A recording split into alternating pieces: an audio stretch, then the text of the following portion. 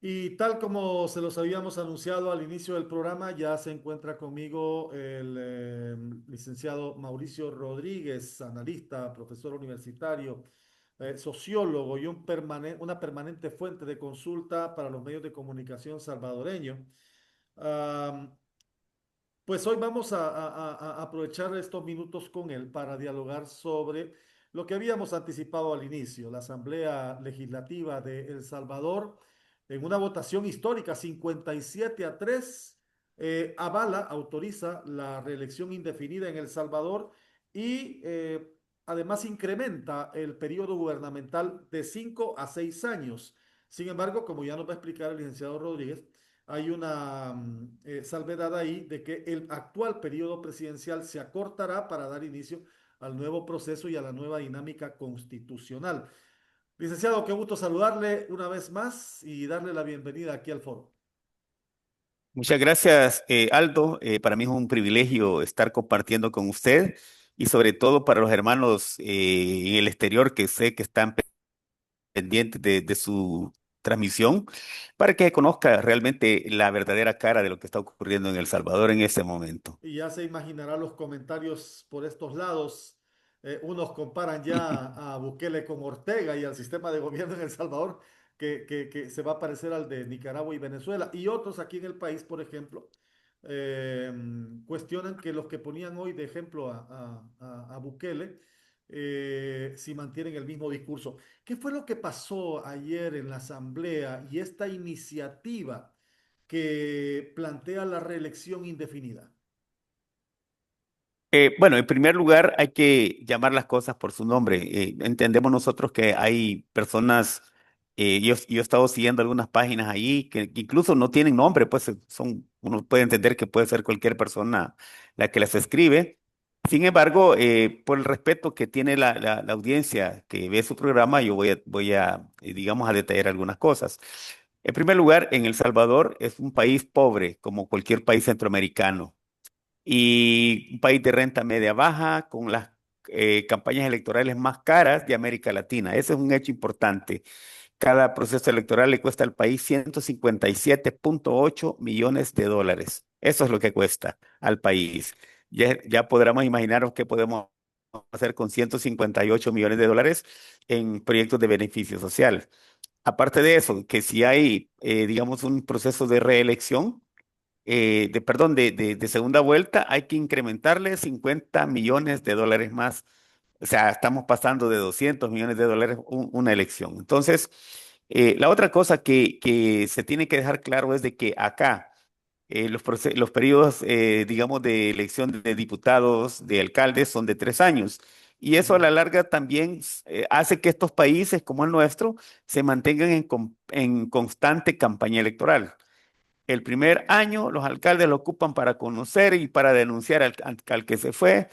El segundo año hacen proyectos y el tercer año ya están otra vez en campaña electoral. La otra cosa que es importante destacar y es que hay una narrativa en torno a esto y entendemos de que los sectores opositores, tanto locales como exteriores, tratan de matizar su narrativa en torno a que el tema de reelección permanente solamente le ponen un nombre y le ponen Bukele. Ujú. O sea, es que se está reformando la Constitución en términos generales. Puede ser que sea Bukele, puede ser que sea cualquier otra persona.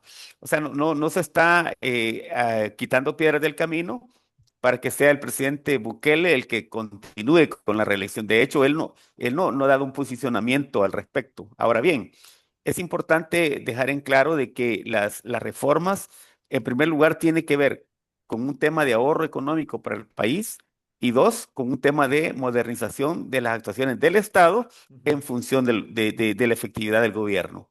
Eso es así. Ahora, hay cosas muy importantes que la gente tal vez no dimensiona porque hace unas horas es que se ha hecho público esta resolución de la Asamblea Legislativa y es el hecho de que ha habido un cisma político a nivel centroamericano, el hecho de que se haya dicho de que el Parlacen pues no sirve para muchas cosas Sí. y precisamente por eso el gobierno salvadoreño ha tomado la decisión también de hacer la reforma constitucional para retirar a los diputados salvadoreños del Parlacen. Y aquí hay que ser honestos, Parlacen no es sinónimo digamos, de integración centroamericana. De ser así, no tendríamos problemas en las fronteras. Y los tenemos. O sea, una de las grandes apuestas allá por el año 91, cuando se creó el Parlacen, era agilizar el comercio regional, pero eso no se ha dado como tal.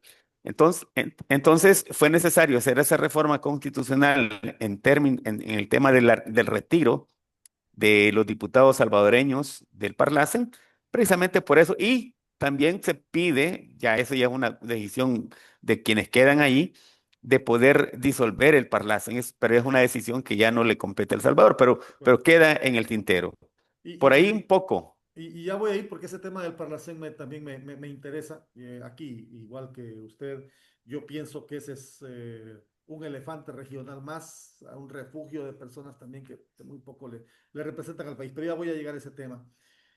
Am, la oposición salvadoreña, tanto dentro como fuera del Salvador, y grupos opositores también de otros países, van viendo y van reaccionando en el sentido de que Bukele consolida una dictadura. ¿Ha escuchado usted ese tipo de titulares? Bukele consolida He leído, una dictadura. he leído todo, el tema de dictadura viene manejándose ya desde hace varios meses. Pero los sociólogos sabemos de que para que se configure una dictadura como tal, deben haber criterios. Sí, Uno de ellos es, eh, no hay libertad de expresión, no hay libertad de prensa, hay respeto a los derechos humanos, hay un seguimiento a los opositores y eso aquí no existe. Si es que quienes se han ido, y voy a explicarlo aquí claramente, aquí se fueron diputados del periódico El Faro, algunos de Factum, etcétera, de otros medios, y algunas revistas digitales se fueron del país porque justamente ellos se auxiliaban de los fondos de AID, que lo que les daba la Embajada Americana con los gobiernos demócratas de los Estados Unidos y con el respeto de quienes estén del lado de los demócratas, pero así era el asunto. ujú, Viene el presidente Donald Trump y cierra el chorro y esos fondos ya no hay más acá. Por otro lado, estos personas han recibido financiamiento de George Soros, de la Fundación eh, Open Society. sí, Open Entonces, Society. ¿qué es lo que ha ocurrido? Que como se han quedado sin financiamiento, nótese lo que voy a decir. Se han ido del país y se han ido a refugiar a México, a Guatemala y a Honduras. ¿Por qué a estos tres países? Ahí están los de Cristosal también. Sí, sí, ¿Por ese qué es se han caso ido, reciente, le iba a preguntar también. por qué se han ido a estos países? Porque son países que en este momento, México con tema de narcotráfico, Guatemala y Honduras con tema de pandillas, y ellos han vivido siempre de la sangre de la gente, pues, o sea, no le podemos decir de otra manera. Son personas o son organizaciones que han vivido de la crisis de los demás. Eso ya no existe en El Salvador, se les acabó la fiesta. Entonces, son las personas que por allá crean cuentas falsas y comienzan a manejar una narrativa que aquí vivimos en una dictadura. Pero repito, está el diario de hoy y está la prensa gráfica, que son medios antagónicos a las posiciones de gobierno. Pero ahí están. Y todos los días en su madera dicen algo del presidente, pero no se les restringe por eso. Aquí tenemos personas opositoras, intelectuales, gente de la UCA, gente de la UFG, de la Francisco Gavide, que es una universidad, y de igual manera ellos están aquí, no se les dice mayor cosa, hacen sus alocuciones, hacen sus ofensas, y sin embargo ellos siguen expresándose, ¿no? El problema de estas personas es que se han vuelto paranoicos. Ellos creen de que ya los van a ir a traer a la casa. Y dos que están detenidos, que son los que más ruido han hecho, que es Ruth Eleonora López de Cristosal y el abogado Anaya, están no por sus ideas, no por sus señalamientos al gobierno, están por señalamientos directos de la fiscalía por actos de corrupción. Y esa es otra cosa. Y aquí podemos mencionar gente que se ha ido del país, no es de ahora, es de muchos años. Ujú. Los expresidentes del FMLN, ¿por qué se fueron del país? se fueron por sendos casos de corrupción, pero allá se declaran perseguidos políticos. Y así vamos a encontrar exfuncionarios de todos los niveles y todos los estratos del gobierno de Arena y FMLN huyendo por diferentes países del mundo. Pero lo que yo quiero decir es, ¿por qué no se fueron a Nicaragua? O sea, ¿por qué no fueron a Nicaragua? ¿Por qué buscaron Honduras? ¿Por qué buscaron Guatemala? ¿Por qué están en México? Porque son países donde hay crisis, donde hay sangre y ellos viven de la crisis y de la inseguridad de los demás. Esa es una situación que muy pocos lo dicen, pero yo tengo pues sí, como dicen las agallas para decírselos, pública e internacionalmente también. Quizás el argumento de consolidar una dictadura va por esta vía y usted me dirá si por ahí la percibe también. La oposición política salvadoreña es prácticamente nula a nivel de partidos políticos, a nivel de asamblea legislativa. Hay una oposición política nula, es decir, muy poco visible, muy poco en incidencia.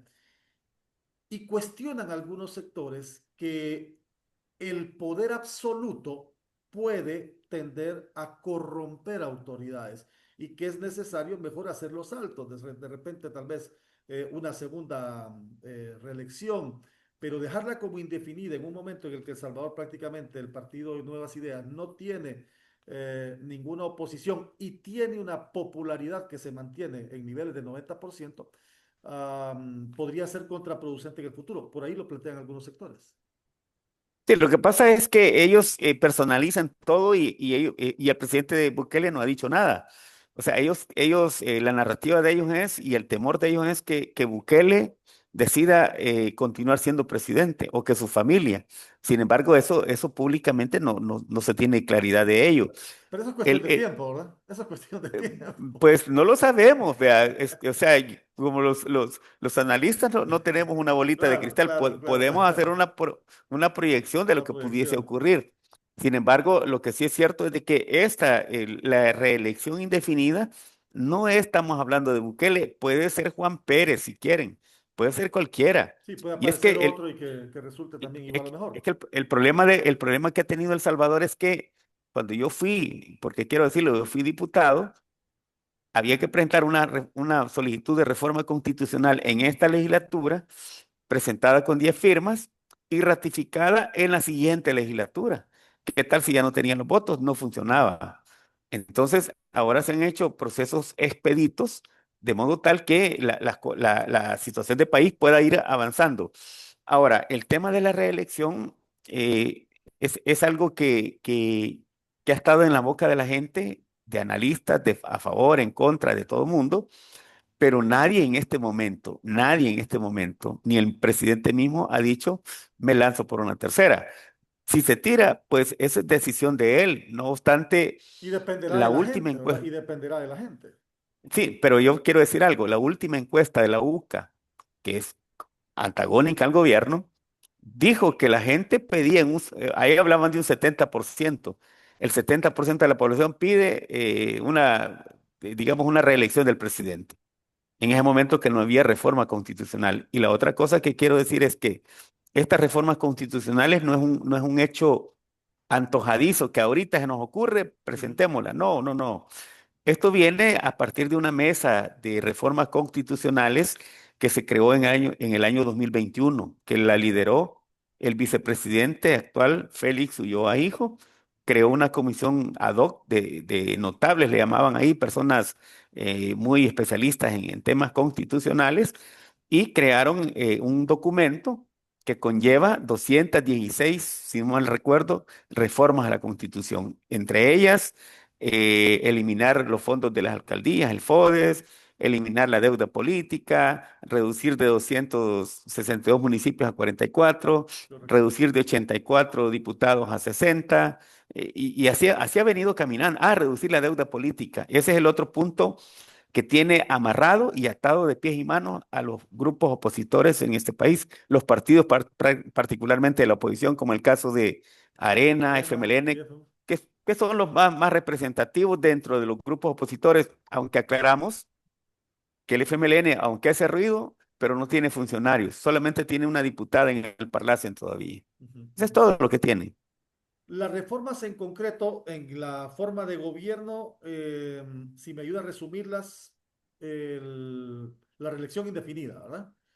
Ujú. Luego, ampliación a 6 años del periodo de gobierno, Exacto, eso tiene que ver con homologar o sincronizar las las elecciones, elecciones municipales precisamente por, sí, y de y de diputados. diputados. Es que el punto es el siguiente. Terminan esas en las elecciones de diputados y de alcaldes y al año siguiente las elecciones presidenciales. Entonces, Ujú. es un país que constantemente vive en campañas electorales. Entonces, lo que se hace ahorita es recortar el periodo presidencial hasta el 2027, Para que es donde coincidir con las termina, elecciones legislativas y municipales. y a partir de ahí, continuar ya, digamos, la sincronización con todas las elecciones. Y eso es beneficioso para el país. Mire, yo lo veo en dos sentidos. Uno, se ahorra económicamente el país, que es un país pobre, claro, el país tiene dolarizado, pero sigue siendo un país pobre. Y dos, también los inversionistas, cuando hay elecciones, se contraen, no invierten, porque están pendientes de ver quién va a llegar, a ver si no le va a cambiar las reglas del juego. Ujú. Si Bukele Entonces, quisiera, esto también le da certeza. perdón, perdón, discúlpame.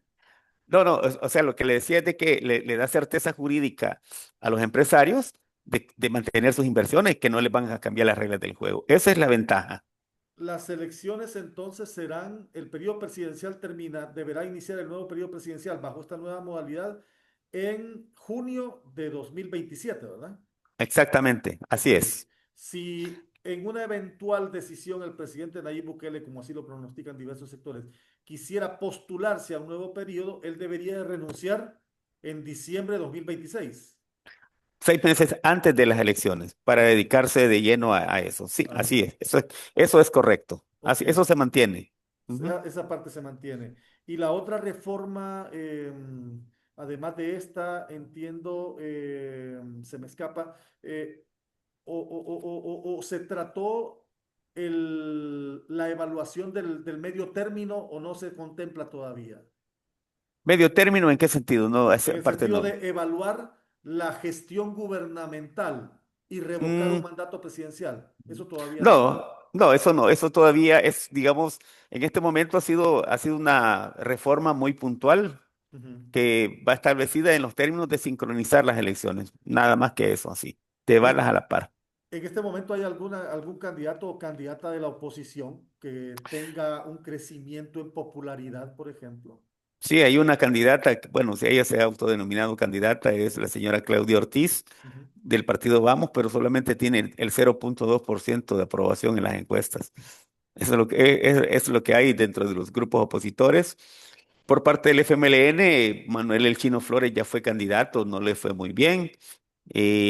Ahorita tienen 1,9 de aprobación entre toda la población y difícilmente puedan ellos, digamos, acercársele a la popularidad que tiene el presidente o al partido que es del presidente, que es el partido que representa al presidente, que es Nuevas Ideas. A nivel de sociedad, ¿cómo amaneció El Salvador este viernes y cómo se percibe la situación en fin de semana con decisiones como esta? Bueno, los sociólogos siempre somos así como metidos benignos. Nos gusta intercambiar con diferentes personalidades. Platicando con unos amigos inversionistas de Guatemala, ellos me dicen, ¿qué es lo que va a pasar? Pues aquí no va a pasar nada más que lo que ya está escrito, lo que ya se dijo. Las inversiones no están en riesgo. Yo platico con la gente de la calle, hago, digamos, intercambio de opiniones con personas en las redes sociales y lo puedo decir, eso es algo que la gente ha estado pidiendo desde siempre. Y es más, cuando yo fui funcionario, yo pedí que fueran las elecciones cada 5 años, sincronizadas, porque eso permitía 5 años de diputado, 5 años de alcalde y 5 años de presidente. En aquel Claro. momento, esa fue pero no una sola golondrina, pues no hace verano, no hubo apoyo en aquel momento.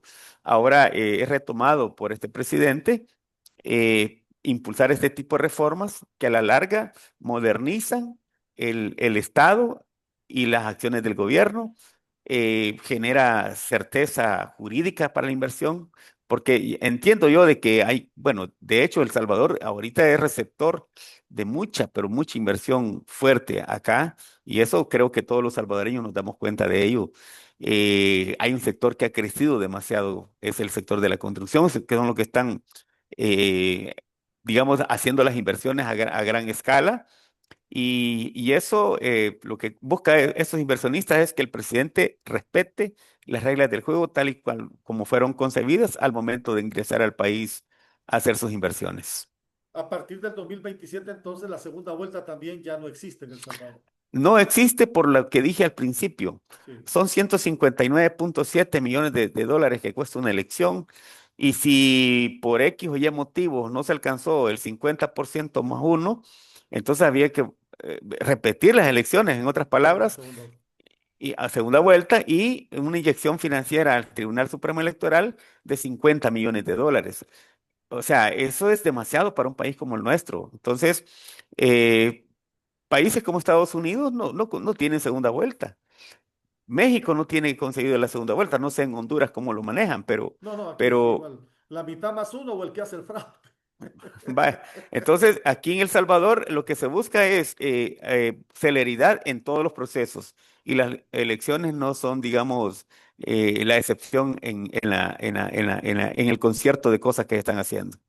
¿No, no percibe usted temor entonces a nivel de empresa privada, de sociedad civil, que El Salvador agarre el camino que tomó Nicaragua, que ha tomado Venezuela y que quiere tomar Honduras? No, no creo. En El Salvador, creo que la mejor respuesta la tienen los empresarios grandes, que son los que están muy de la mano del presidente, de estar configurándose lo que ellos dicen una dictadura, son los primeros que agarrarían su dinerito y se fueran para otra parte. Pero al contrario, las empresas que tradicionalmente han estado acá, son las que han incrementado sus capitales de inversión en el país. En vez de irse, están viniendo. Y eso es un indicador muy claro de que aquí no se está ni por asomo hablando de una dictadura. El término dictadura lo están hablando los sectores opositores al gobierno para infundir temor, para generar una imagen tergiversada de lo que realmente está ocurriendo en el país. Esto, quiero decirlo, es lo que ha pedido la gente en las encuestas en los sondeos de opinión. O sea, no es una decisión antojadiza del presidente, hoy se me ocurre que, que quitemos la segunda vuelta. No, eso ya está estipulado, como dije, en el equipo ad hoc que se formó desde el año 2021 y 2022 y que trabajaron alrededor, creo que 216 reformas de la Constitución. Sí, bueno, en el camino, imagino, iremos viendo algunas situaciones que nos van a ir dando la pauta de lo que va a pasar. Quiero ir cerrando con esta consulta que le tenía pendiente, el retiro del Salvador de sus diputados al Parlamento Centroamericano. A partir del 2027, entonces, planías al Parlamento Centroamericano ya no van a ser, ya no van a ir documentadas en las elecciones salvadoreñas. Ya no, porque la decisión, digamos, soberana del Salvador es retirarse del Parlacen a través, obviamente, de una reforma constitucional. Recordemos que, como dije, esto se crea en el año 91, donde todos los países centroamericanos integramos el Parlacen y que en su esencia se buscaba, obviamente, la integración centroamericana, que es esa palabra integración centroamericana, tiene una connotación muy grande. Lamentablemente fueron muchas cáscaras y pocas nueces, porque realmente aquí la gente se pregunta, ¿y qué hace el Parlacen? Me imagino que los demás países se Sí, han de hacer la misma pregunta. ¿Qué hace el Parlacen? Pues el Parlacen hace nada. Esa es la respuesta. Es un cementerio de elefantes blancos y aquí hay que decirlo. Ha sido el asilo de muchos políticos que ya no encontraron asidero en otra parte y se metieron, aunque sea aquí me meto. ¿Verdad? Y por otro lado, también ha sido un lugar de encuentro de inmunidad diplomática, de fuero político, para encubrir sus situaciones. Va, el caso aquí en El Salvador, dos casos muy sonados, el caso de Mauricio Funes, que incluso el Parlacen no lo recibió muy bien, pues que digamos. Luego teníamos el caso de Norman Quijano del Partido Arena, señalado por casos de corrupción, que aquí ya está condenado en el país. O sea, aquí él entra a El Salvador y es inmediatamente capturado. Sí. Entonces, ha servido para eso, para ser un, digamos, un receptor de un asilo de los políticos salvadoreños. Voy a hablar de los salvadoreños porque es de los que yo conozco. Ujú. ¿No podrá entenderse esto como una o darle la espalda a la integración regional? No, porque integración regional no es el Parlacen. Integración regional son acciones diferentes, como por ejemplo crear, digamos, acuerdos binacionales de cooperación mutua, de establecer fronteras abiertas, de crear el canal seco entre El Salvador, Honduras, Guatemala. Esa es la verdadera integración desde mi punto de vista. No es un grupo de personas que se sientan a tomar café y a platicar de cualquier cosa, pero menos de generar posibilidades de desarrollo y de integración para el área centroamericana, que eso se buscaría impactar, se hubiese buscado impactar positivamente en la población. Tener fronteras abiertas creo que fue un sueño que nunca se realizó, fue una utopía que se quedó nada más en discursos bonitos, en reuniones de café o de coñac, pero hasta ahí llegó la cuestión. No pasó de más. Para nosotros el Parlacen pues representa, digamos, una estructura un poco arcaica para los nuevos tiempos y que yo creo que hay otras formas más creativas, más novedosas, de las cuales se pueda crear verdaderos sistemas de integración de Centroamérica. Bueno, pues yo le agradezco, licenciado Rodríguez, que nos haya atendido y puesto al tanto de lo que representa esta decisión de la Asamblea Legislativa, esta decisión también del retiro del Salvador del Parlacén y esperar lo que acontece. Estamos en una región bastante convulsa políticamente y cualquier cosa que sucede repercute en las diferentes naciones, así que sin duda alguna sus aportes han sido interesantes. Bueno, muchas gracias a ustedes. Pues solamente decir de que los que vivimos en El Salvador, sí los que podemos dar, digamos, fe de lo que realmente ha estado ocurriendo. Que aclaro, yo no soy funcionario público, no soy empleado de gobierno. Sí, soy empleado de gobierno porque trabajo por una institución educativa, pero no me pagan por lo que estoy haciendo. Estoy haciendo esto porque considero que es justo, es leal y es procedente el decir cómo están ocurriendo las cosas en El Salvador. Y solo los salvadoreños que de verdad amamos nuestro país somos los que tenemos esta opinión. Sí. No, pues le agradezco de verdad su participación. Nos ha puesto muy al tanto de lo que acontece en El Salvador y estas determinaciones que a nivel constitucional adoptó la Asamblea Legislativa. De momento, como bien lo decía el licenciado Rodríguez, el presidente Nayib Bukele todavía no se ha pronunciado ni públicamente ni en sus cuentas de redes sociales, que es una reacción que estamos esperando sobre el particular. Imagino que no será tan pronto. A ustedes gracias por su sintonía y nos encontramos en el próximo de la serie.